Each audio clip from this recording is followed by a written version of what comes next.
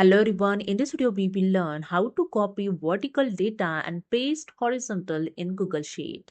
So let's start. First open your Google Sheet and select here the data. You just simply drag with the mouse and you can select here entire data.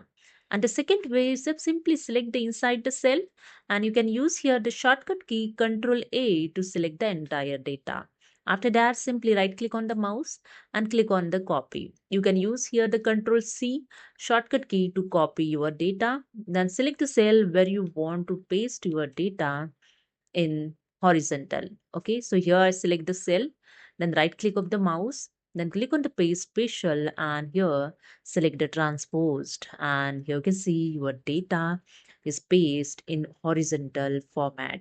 Okay, and the second way you can use here the transpose function also to convert your data vertical to horizontal. So I select here the cell and use the is equal to and enter here the transpose and I select the range of data.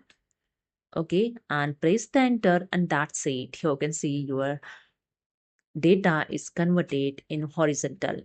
Okay, so hope you understood. If you like this, please subscribe. Thank you so much.